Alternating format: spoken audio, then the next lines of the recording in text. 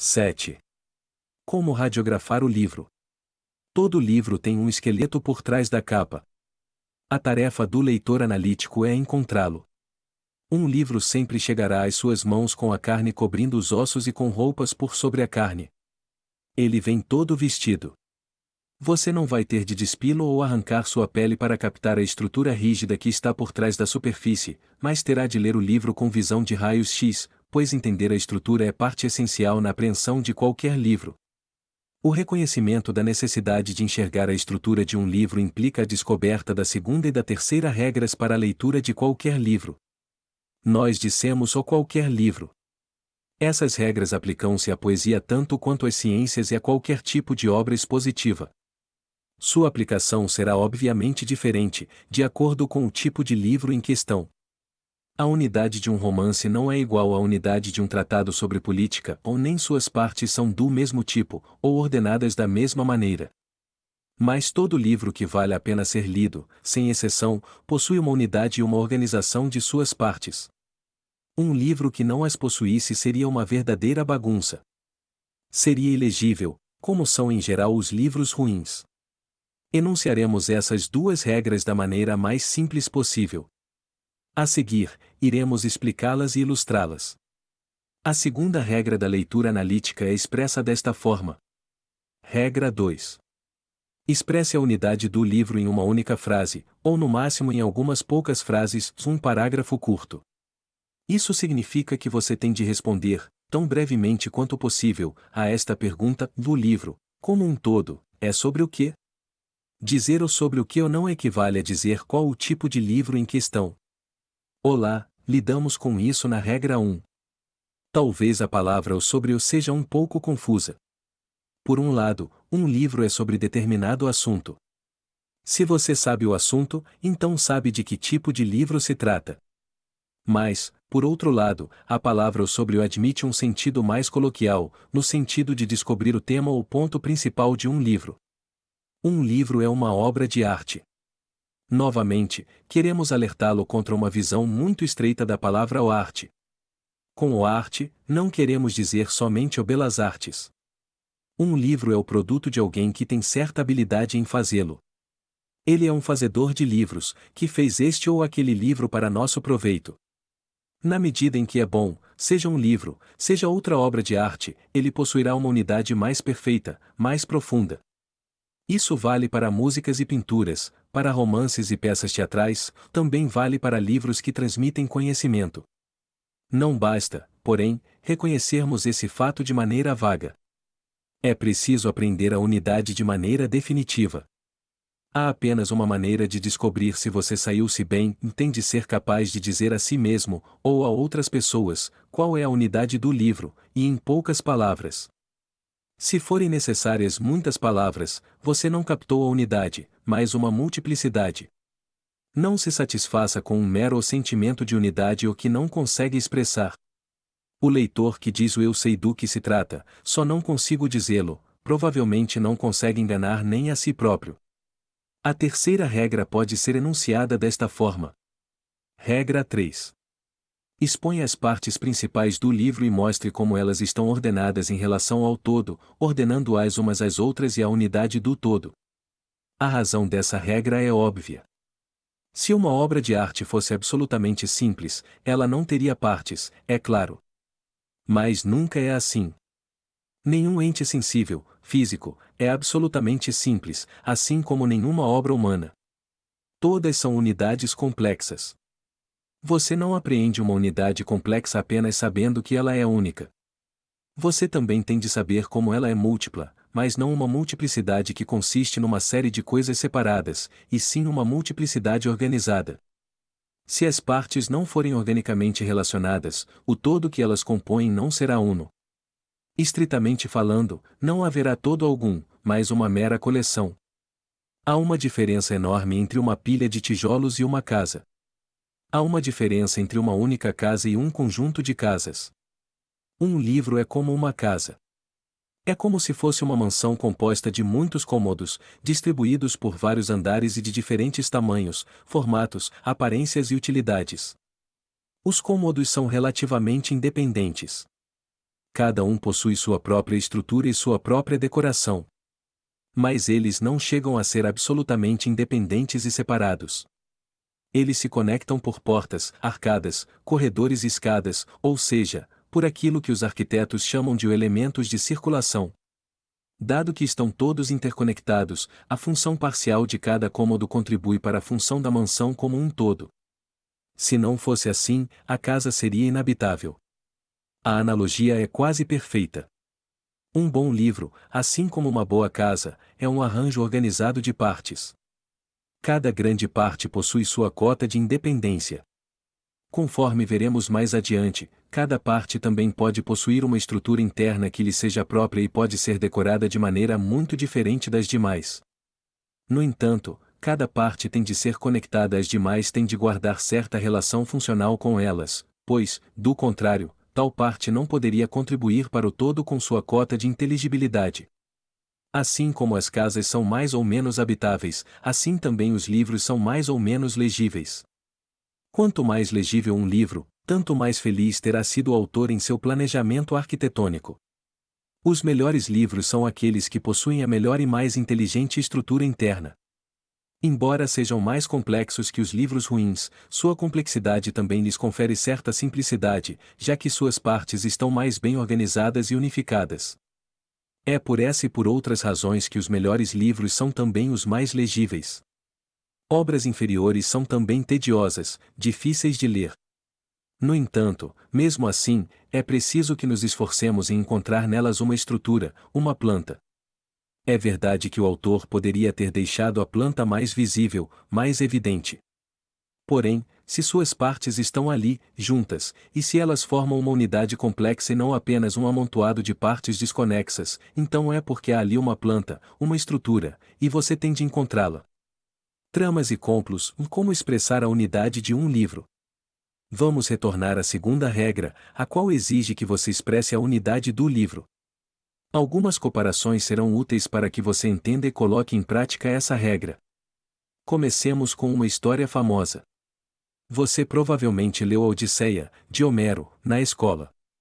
Se não leu, provavelmente deve saber que se trata da história de Odisseus, ou Ulisses, como os romanos o chamavam, o homem que levou 10 anos para retornar do cerco de Troia e encontrou sua fiel esposa Penélope assediada por pretendentes.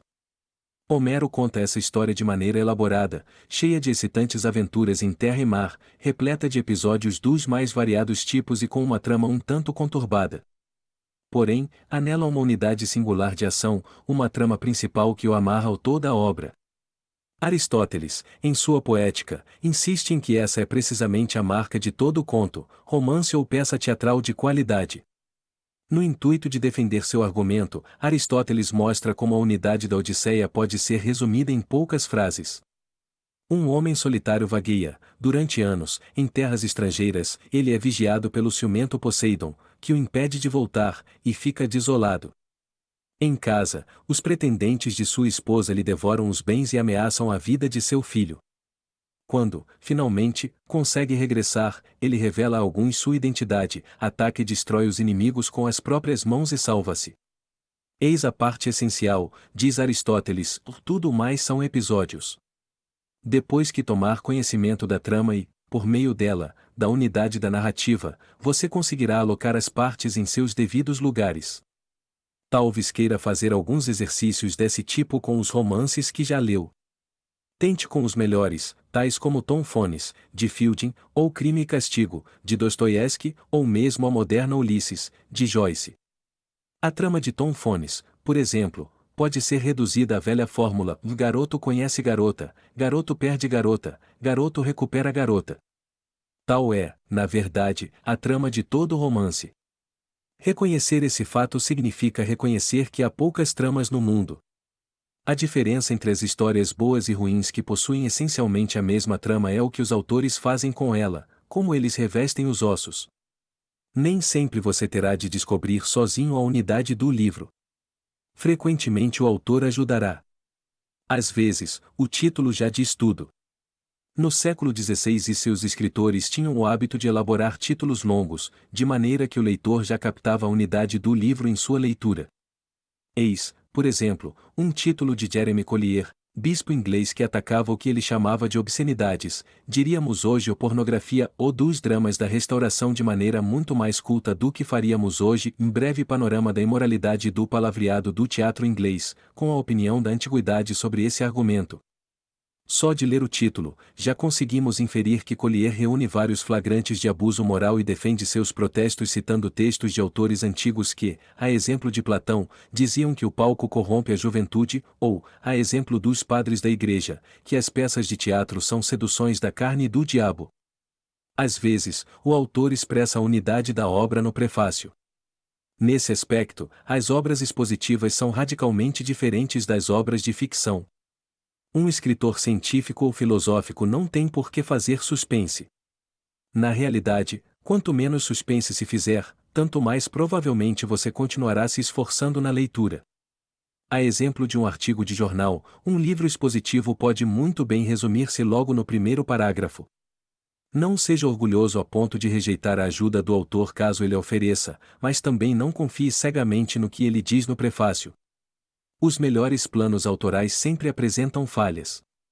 Sinta-se livre para seguir o prospecto do autor, mas lembre-se de que é sua obrigação encontrar a unidade do livro, assim como é obrigação ao autor criar tal unidade. Somente depois de ler todo o livro é que você poderá cumprir essa obrigação. O parágrafo introdutório da história de Heródoto sobre a guerra entre gregos e persas dá uma excelente ideia de como deve ser o resumo estrutural de um livro. Estas são as pesquisas de Heródoto de Halicarnasso, as quais ele publica na esperança de preservar do esquecimento o que os homens fizeram e de assegurar que as ações grandiosas e maravilhosas dos gregos e dos bárbaros recebam sua devida glória e de, ainda, registrar quais eram seus respectivos territórios. Eis um belo começo para você, leitor. Aqui está, de maneira sucinta, a que veio o livro. No entanto, não se contente só com isso. Depois de ler as 9 partes da história de Heródoto, você provavelmente vai se sentir tentado a expandir esse resumo, buscando fazer justiça à obra. Talvez você queira mencionar os reis persas, Ciro, Dário e Xerxes e os heróis gregos da guerra, principalmente Temístocles, bem como os principais acontecimentos, a travessia do Helesponto e as batalhas mais importantes, a saber, a das Termópilas e a de Salamina. Os demais detalhes, por mais fascinantes que sejam, poderão ser deixados de lado. Observe que a unidade de uma história é um filamento singular da trama, exatamente como nas ficções. Em termos de unidade, essa regra se aplica igualmente à história e às ficções. Mas algumas ilustrações serão úteis. Vejamos um livro mais prático. A unidade da ética de Aristóteles pode ser enunciada desta forma: trata-se de uma investigação sobre a natureza da felicidade humana e uma análise das condições sob as quais a felicidade pode ser adquirida ou perdida, deixando claro o que os homens devem fazer e pensar para se tornarem felizes ou evitarem a infelicidade. A ênfase principal está no cultivo das virtudes, tanto morais quanto intelectuais, embora outros bens também sejam reconhecidos como necessários à felicidade, tais como riqueza, saúde, amizade e uma sociedade justa onde viver. A Riqueza das Nações, de Adam Smith, também é um livro prático. Nele, o leitor é levado pelo autor a delinear o plano da obra desde o início. A unidade do livro pode ser brevemente expressa desta forma: esta é uma investigação sobre a fonte da riqueza nacional em qualquer economia que seja erigida sobre as bases da divisão do trabalho, levando-se em conta as relações entre os salários pagos, os lucros adquiridos a partir do capital e a renda obtida pelo proprietário como fatores primários na composição dos preços das mercadorias. A obra também discute as várias maneiras nas quais o capital pode ser empregado com vistas a ganhar de maneira mais ou menos eficiente, e estabelece uma relação entre, por um lado, a origem e o uso da moeda, e, por outro lado, a acumulação e o emprego do capital. Examinando o desenvolvimento da opulência em diversas nações e sob diferentes condições, a obra compara vários sistemas de economia política e defende a benevolência intrínseca do livre comércio. Se um leitor for capaz de captar a unidade de a riqueza das nações de maneira semelhante à descrita aqui e conseguir fazer o mesmo com o Capital, de Karl Marx, então estará a um passo de estabelecer uma relação entre dois dos mais influentes livros dos últimos 2 séculos. A Origem das Espécies, de Darwin, é um bom exemplo de unidade de um livro científico teórico. Eis a sua síntese, e trata-se de um relato sobre a mutação dos seres vivos no decurso de inúmeras gerações e sobre a maneira pela qual tal mutação resulta em novos grupos de plantas e animais. O relato versa sobre a mutação de animais domésticos e sobre a mutação sob condições naturais, mostrando como fatores como a luta pela existência e a seleção natural operam para engendrar e sustentar tais grupos. O relato também defende a ideia de que as espécies não são grupos fixos e imutáveis, mas meras variedades em transição de um status menos marcante e permanente para um status mais marcante e permanente, fazendo uso de evidências de animais extintos encontrados na crosta terrestre, bem como da embriologia e da anatomia comparadas. Pode parecer um resumo eloquente, mas aos leitores do século XIX o livro pareceu ainda mais eloquente, talvez porque não tenham se dado ao trabalho de descobrir do que ele realmente tratava.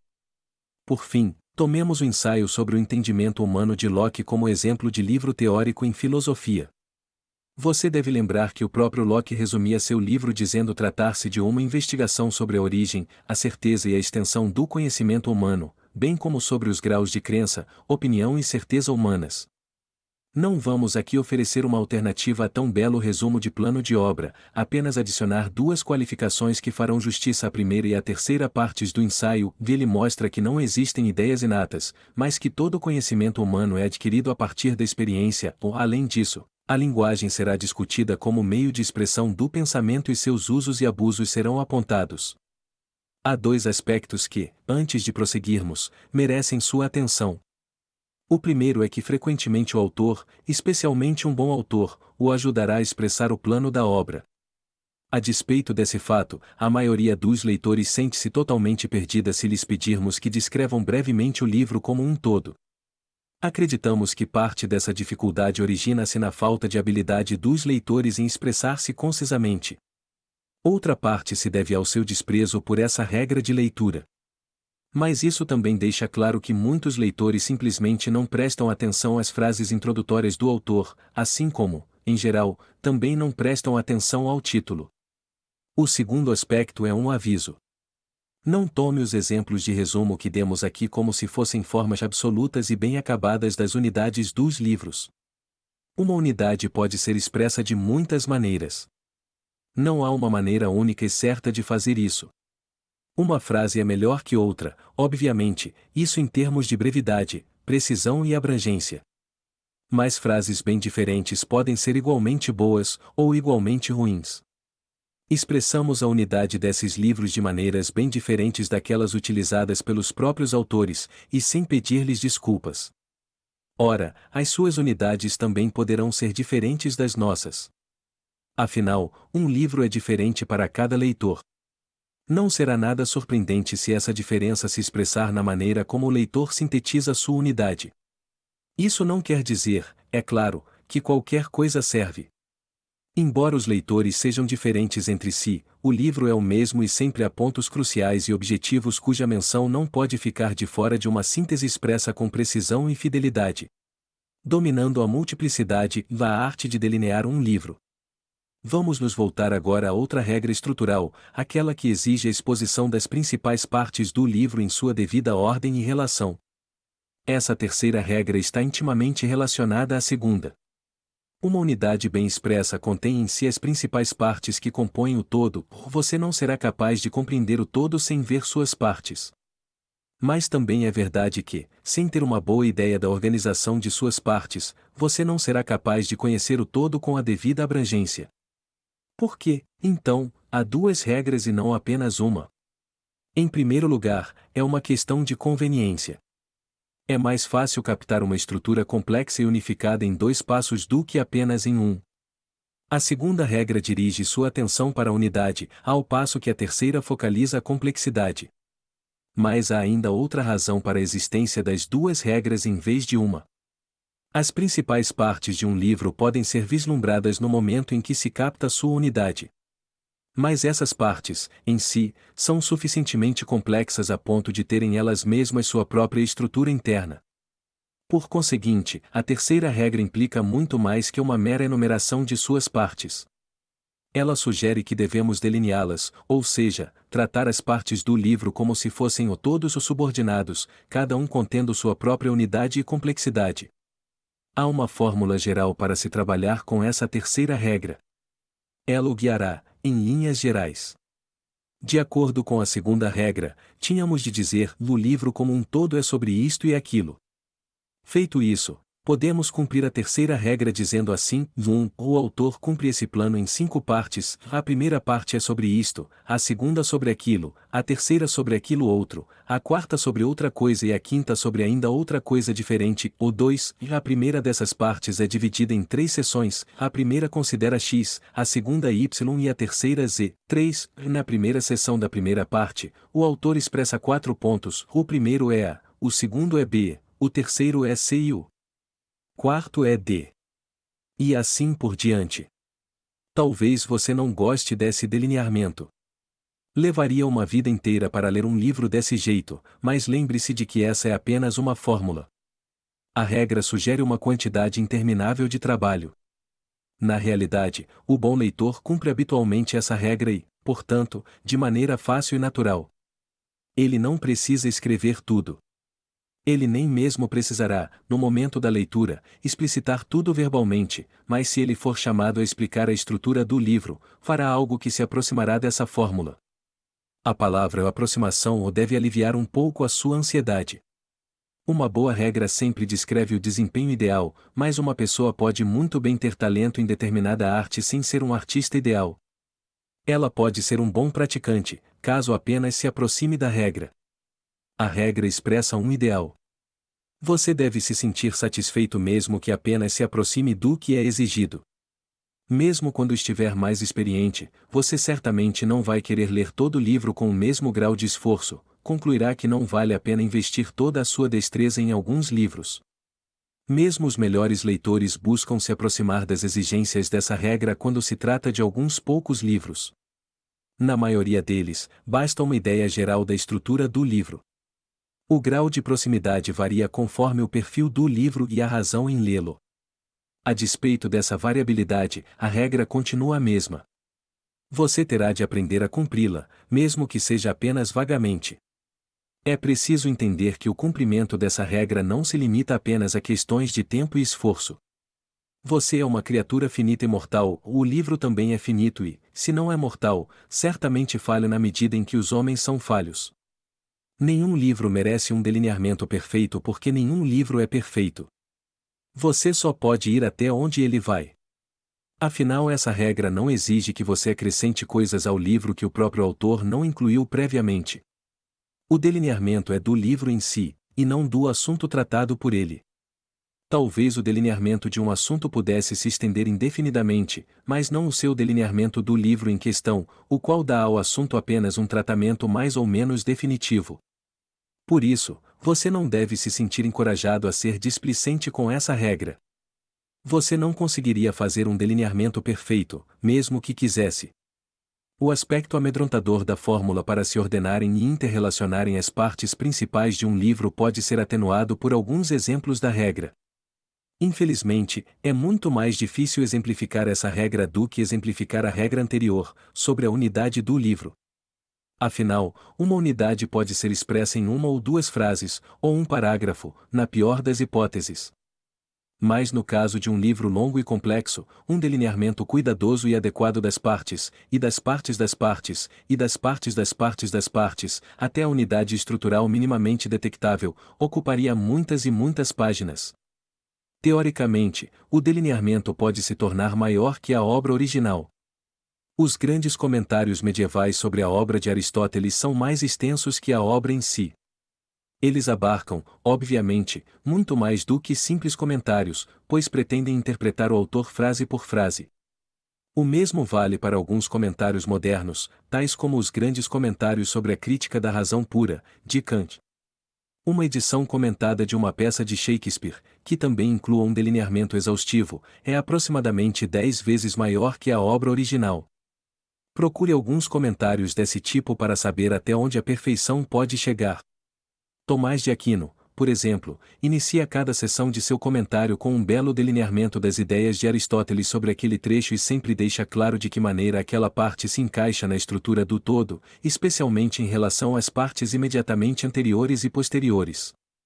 Consideremos algo mais fácil do que um tratado de Aristóteles. Provavelmente o mais compacto dos escritores em prosa é de esperar que os delineamentos de suas obras sejam maiores e mais complexos que as próprias obras.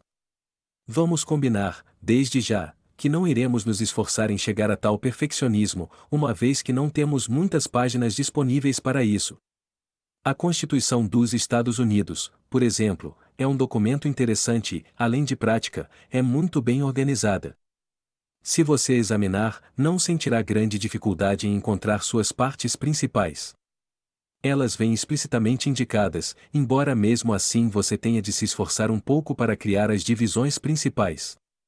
Eis uma sugestão de delineamento: o primeiro, o preâmbulo, que apresenta o CS, o propósito, CS, e da Constituição; o segundo, o primeiro artigo, que versa sobre o departamento legislativo do governo; terceiro, o segundo artigo, que versa sobre o departamento executivo do governo; quarto, o terceiro artigo, que versa sobre o departamento judiciário do governo; quinto, o quarto artigo, que versa sobre a relação entre os governos estaduais e o governo federal; o sexto, o quinto, o sexto e o sétimo artigos, que versam sobre as emendas à Constituição, seu status como lei suprema do país e provisões para suas ratificações; sétimo, as primeiras 10 emendas, que constituem a Bill of Rights, Carta de Direitos; o oitavo, as demais emendas, até os dias de hoje.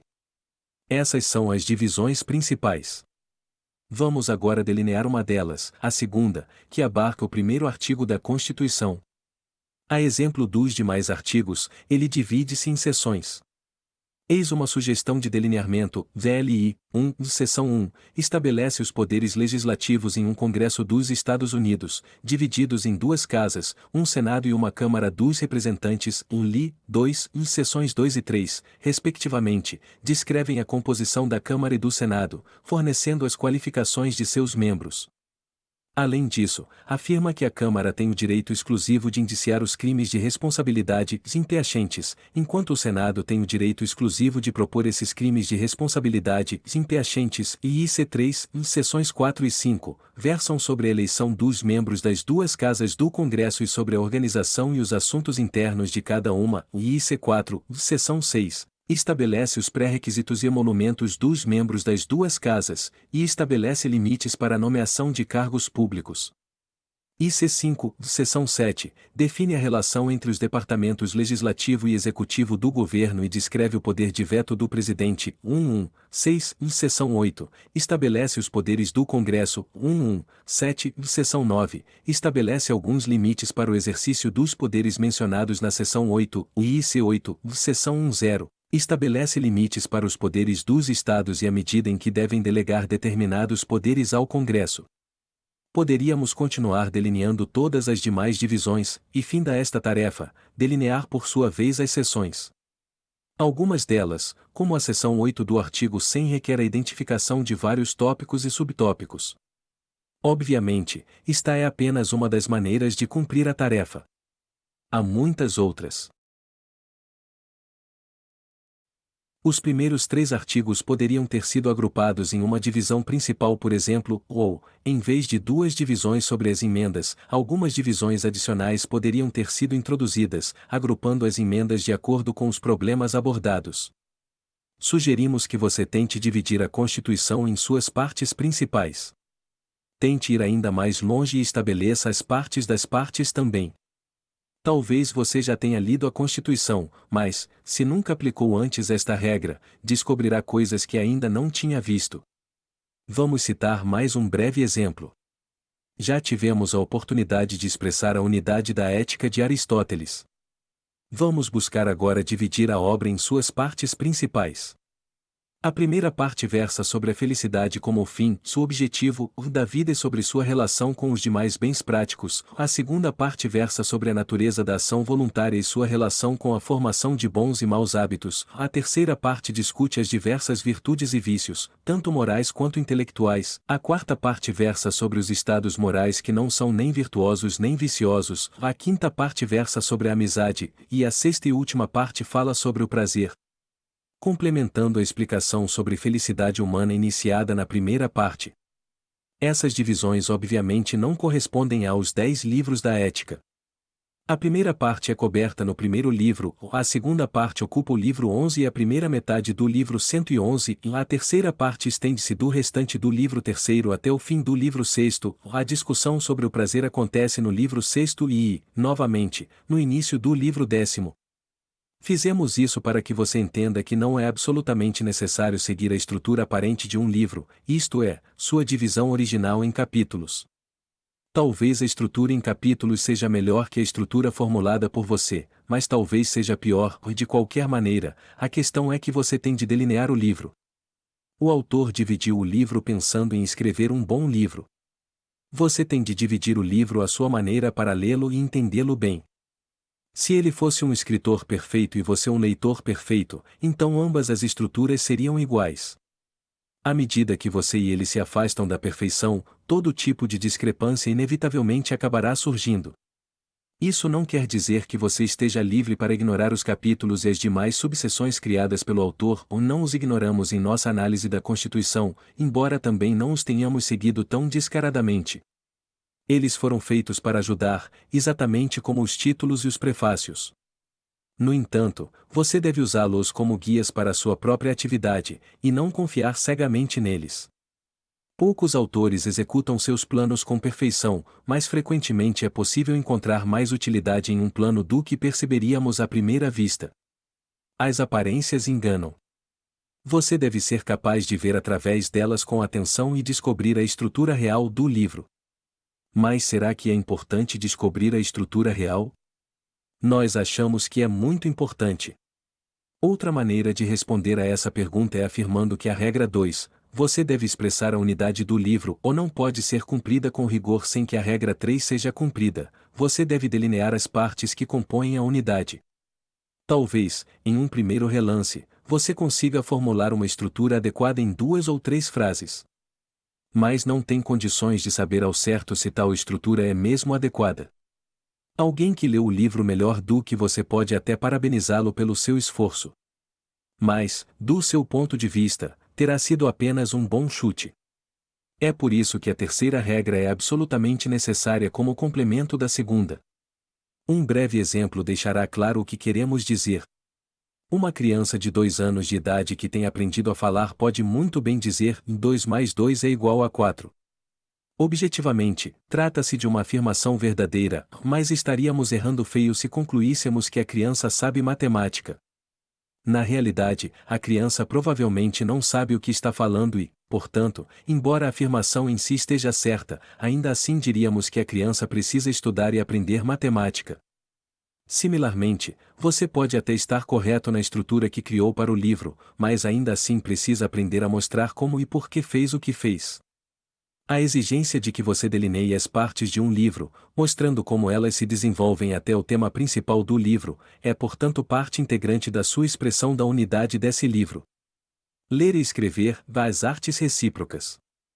Em geral, parece que as 2 regras que estivemos discutindo aqui também se aplicariam à escrita. E se aplicam mesmo. Escrever e ler são artes recíprocas, assim como ensinar e aprender. Se autores e professores não organizarem suas comunicações, se eles não forem bem-sucedidos em unificar e ordenar as partes, não faria sentido exigir dos leitores e dos ouvintes que detectassem a unidade e revelassem a estrutura do todo. Contudo, embora as regras sejam recíprocas, elas não devem ser cumpridas da mesma maneira. O leitor tentará revelar o esqueleto que o livro oculta. O autor começa com o esqueleto e tentará ocultá-lo. Seu objetivo será esconder o esqueleto de maneira artística, ou, em outras palavras, adicionar carne aos ossos. Se ele for um bom escritor, não buscará ocultar um esqueleto fraco sob uma massa enorme de gordura, porém, a carne não poderá ser magra demais, sob pena de os ossos começarem a aparecer. Se a carne for espessa o bastante, mas evitando gorduras localizadas, as articulações poderão ser detectadas e o movimento das partes as revelará. Mas por quê? Porque um livro expositivo, isto é, um livro que apresenta conhecimentos de maneira ordenada, não se limitaria apenas a esboçar o assunto. A razão não está apenas no fato de que a maioria dos leitores não consegue ler esboços, e que um livro desse seria repulsivo a leitores dignos que, se sabem que têm de fazer sua parte, exigem que o autor faça a sua. A razão é mais profunda. A carne de um livro faz parte do livro tanto quanto o esqueleto. Isso vale tanto para livros quanto para animais e seres humanos. A carne, a expressão do esboço, confere uma dimensão adicional à leitura. Ela dá vida, no caso dos animais. De maneira similar, escrever um livro a partir do esboço, a despeito do nível de detalhamento desse esboço, é dar vida à obra que, de outra maneira, ela não teria. Podemos resumir tudo isso lembrando-nos daquele velho preceito: todo texto tem de ter unidade, clareza e coerência. De fato, esse é o princípio de toda boa escrita. As duas regras que discutimos neste capítulo se aplicam a esse preceito. Se o texto tem unidade, temos de encontrá-la. Se o texto tem clareza e coerência, temos de contemplá-la detectando a distinção e a ordem de suas partes. A clareza se percebe pelas divisões do esboço. A coerência se percebe pela disposição coesa e ordenada das partes. Essas duas regras podem, portanto, ser usadas para separar os livros bons dos ruins. Se você estiver bem treinado e, mesmo assim, depois de muito esforço, a unidade do livro não estiver clara e as partes não estiverem suficientemente coesas e ordenadas entre si, então é muito provável que o livro seja realmente ruim, apesar da reputação que possa ter. Você não deve se apressar em chegar a uma conclusão dessas, talvez a falha esteja em você, e não no livro. Porém, em algum momento você terá de chegar a uma conclusão, ou seja, em algum momento certamente perceberá que a falha está no livro, e não em você. Na realidade, a despeito das suas fraquezas como leitor, o defeito normalmente está no livro, pois a grande maioria deles, são livros ruins, uma vez que seus autores não os escrevem de acordo com tais regras. Essas duas regras também podem ser usadas para ler qualquer parte importante de uma obra expositiva, e não apenas a obra inteira. Se a parte escolhida constituir uma unidade suficientemente independente e complexa, então sua unidade e complexidade poderão ser separadas do restante do livro. Neste ponto, percebe-se a grande diferença que há entre os livros que transmitem conhecimento e as obras poéticas, as peças teatrais e os romances. As partes das obras expositivas são muito mais autônomas que as partes das obras poéticas. A pessoa que diz que leu o suficiente desse romance para ter uma ideia dele ou não sabe o que está falando.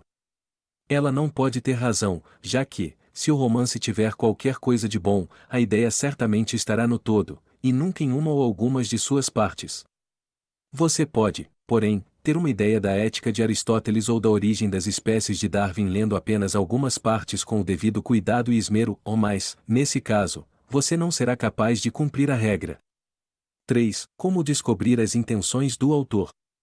A outra regra que gostaríamos de apresentar neste capítulo.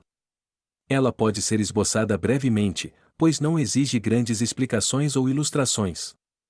No fundo, ela apenas repete aquilo que você já fez caso tenha cumprido as regras 2 e 3. Mas é uma repetição útil porque apresentará o todo e suas partes sob um ângulo diferente. A quarta regra pode ser expressa desta maneira: regra 4. Descubra quais foram os problemas do autor.